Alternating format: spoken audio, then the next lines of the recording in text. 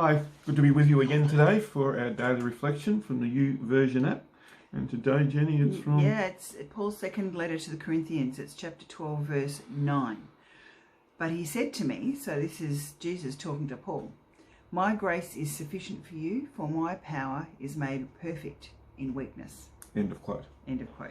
"Therefore, I will boast all more gladly about my weaknesses, so that Christ's power may rest on me."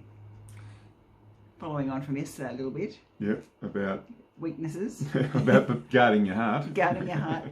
And how easy it is to not be careful with what it is that who you are and the person you are, and just being aware of Yep. your And impact to others.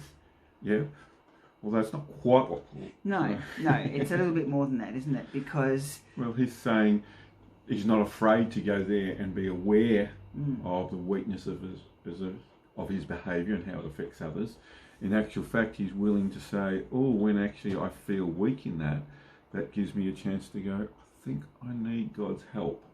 And so that decision to need God's help helps him to be strong. Yeah. Which is a bit counterintuitive. One of those paradoxes. Yeah, that's right. And it's I think I've been learning a little bit about that even recently, because becoming more aware of how I can live with a level of stress and anxiety in my life. And most of my life has been a journey of trying to push away anxiety, to fight it or fight or flight, whatever, get rid of it. But more recently, I've been becoming aware, self-aware of when I am anxious, and then rather than pushing it away, saying, okay, so I am feeling anxious, what is that teaching me, or what is that alerting me to? What information can I learn from that about this moment of why I'm feeling this? And that then has become a prayer that says, okay, God, I'm feeling anxious. Why is that?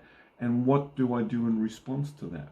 So rather than just the initial trying to fight it, get rid of it, run away from it, whatever, a welcoming of it, which I think that's what Paul's talking about, a welcoming of his weaknesses. And then in that saying, oh God, I need you, and actually turning it into a strength.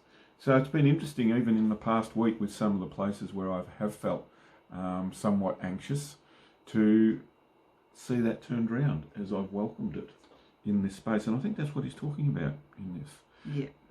Yeah. When it says, "Therefore I will boast all the more gladly," it sounds like that he's preaching on the street corners, that he's not perfect and all his faults and failings, but I'm not quite sure that's exactly what he means. He's talking in the context of a letter that he's writing, where he's just talked about some of the struggle that he's had, and he's trying to, I think, make the point that I'm not perfect, you guys.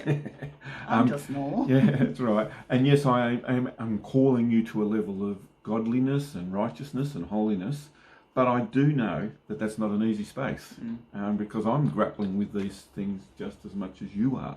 So I think it's in that space that he's trying to encourage them, and basically saying, we're our brothers and sisters in this journey together. I'm grappling with working out how to live this life of following Jesus just as much as you are. And I get it. I'm talking to you about your weaknesses, but you don't need to run away. You don't have to defend yourself. You don't have to be fearful of that.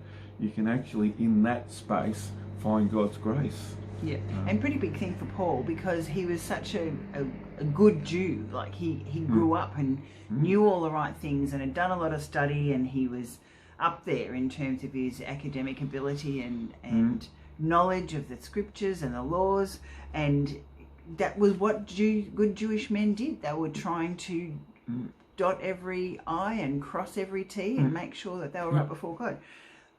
But he came to the understanding that he was weak in some areas, and so... And that wasn't good enough. Yeah, it's still not good enough. So that's right. What a dilemma for him to come to after a lifetime of working at it. And yet God turned his life around. He met Jesus in a most powerful interaction, in God's intervention, and that changed his life and revolutionised the way he saw reality, the way he saw life, and how we do life. And it's trusting in God's love for us rather than our love for God. I can feel weak, and yet that doesn't mean to say that God doesn't love me. And so there it turns it all upside down. Rather than us feeling we have to become good enough so God will accept us, God says, I just love you and accept you as you are. Yeah. And so relax. And you can relax with your weaknesses. Yep. Good thing to remember for today. It is. Yep. We'll catch you next time. Bye. Bye.